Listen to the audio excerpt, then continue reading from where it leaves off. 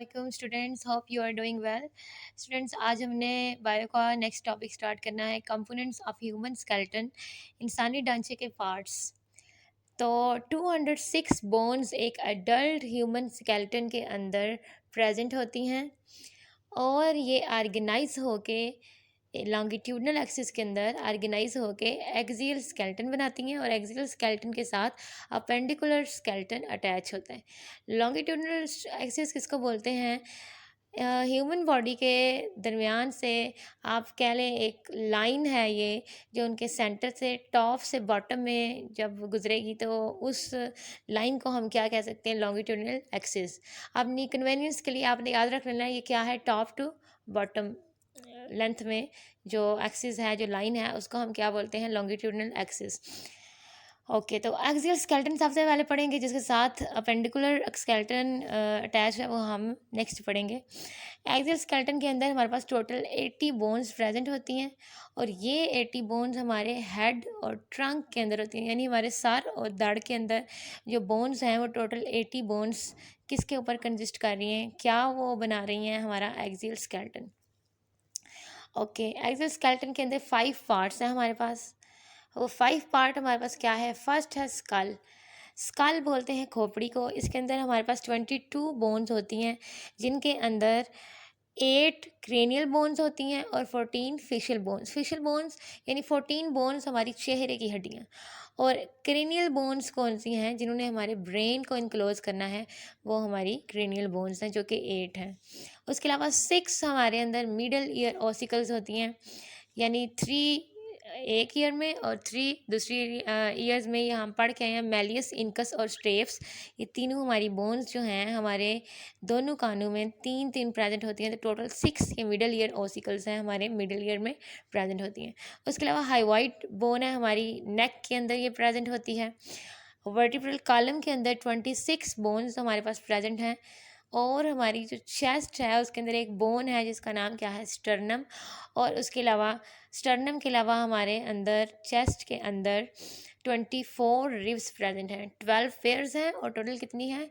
24 ribs, यानी कि पसलियाँ present हैं। नेक्स्ट है अपेंडिकुलर स्केलेटन। इसके अंदर टोटल 126 बोन्स होती हैं, और इसका फर्स्ट पार्ट है हमारे पास पेक्टोरल गर्डल और दूसरा pelvic girdle. Pectoral means shoulder, जैसे कि ब्रैकेट में मेंशन है। इसके अंदर टोटल 4 बोन्स होती हैं, और हमारे जो आर्म्स होते हैं, हमारे बाजू, 6 बोन्स उसके अंदर होती हैं, और हमारे दोनों हैंड्स के अंदर 54 बोन्स प्रेजेंट होती हैं। और लेग्स के अंदर हमारे पास कितनी बोन्स प्रेजेंट हैं? 6 बोन्स, और दोनों फीट्स के अंदर कितनी है? 54 बोन्स। और हमारे पेल्विक गर्डल के अंदर कितनी बोन्स प्रेजेंट हैं? 2 बोन्स। ये है हमारा अपेंडिकुलर स्केलेटन। इस तरीके से हमारी 206 बोन्स हमारी बॉडी के अंदर, हमारे स्केलेटन सिस्टम के अंदर मुख्तलिफ पार्ट्स के अंदर ऑर्गेनाइज हुई हुई हैं in the form of longitudinal axis. Students, अब यहाँ पे हमारे पास कुछ बॉक्सेस गिवन है जिनके अंदर इंफॉर्मेशन है जो हम देखेंगे।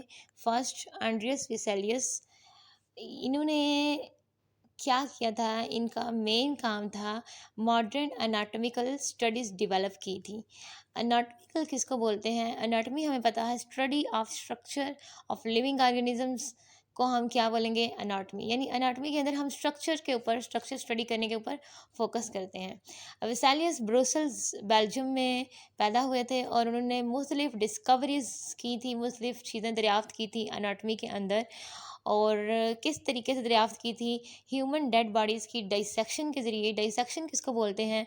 जब हम कट करके किसी स्ट्रक्चर को, किसी पार्ट को, इंटरनल स्ट्रक्चर को स्टडी करने के लिए हम करते हैं, तो इसको हम डाइसेक्शन बोलते हैं। तो ह्यूमन की डेड बॉडीज़ की डाइसेक्शन से इन्होंने जो स्टडीज़ की, उससे इन्होंने एनाटॉमी के अंदर मुख्तलिफ डिस्कवरीज़ की थी।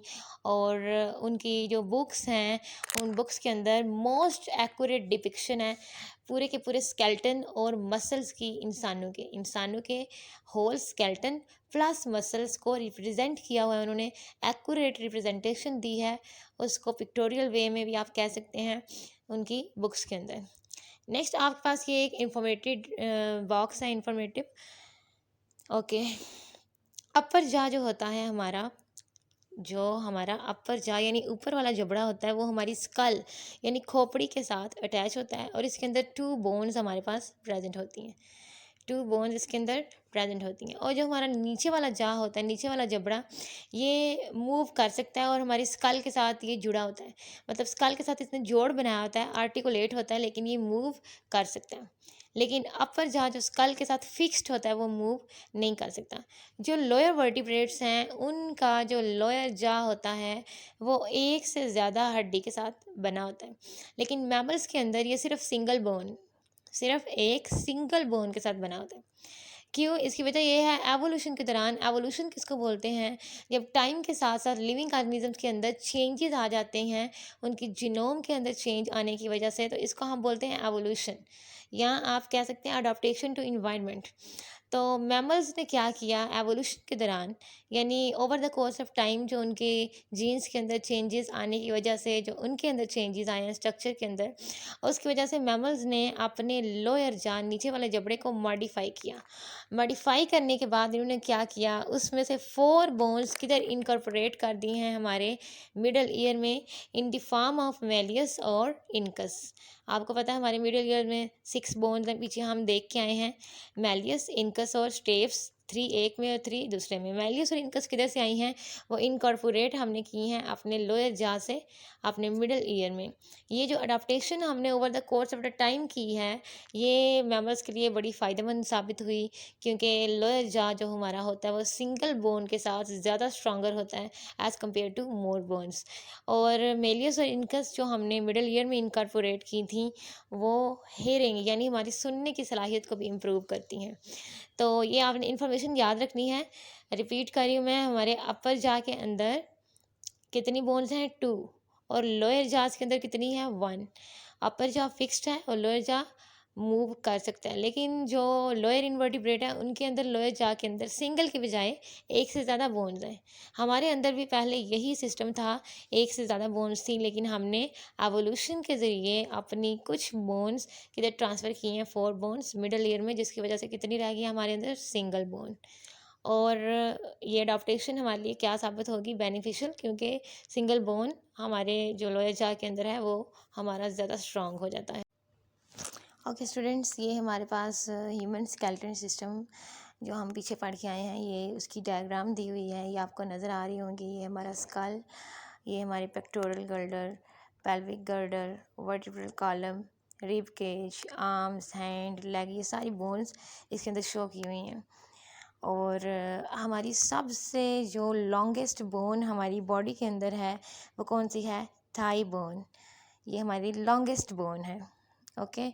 और हमारी बॉडी के अंदर सबसे स्मॉलेस्ट बोन कौन सी है, वो है स्टेप्स। ये दोनों बातें आपने एमसीक्यूज़ के लिए याद रखनी है। स्मॉलेस्ट बोन हम पीछे भी पढ़ के आए हैं, लेकिन यहाँ पे आपने लॉन्गेस्ट बोन को हाईलाइट कर लेना है अपनी अपनी बुक्स पे। अगर आपको कोई चीज़ समझ नहीं आई, कोई कन्फ्यूजन है, तो आप लोग कमेंट्स में पूछ सकते हैं। ओके स्टूडेंट्स, अल्लाह हाफिज़।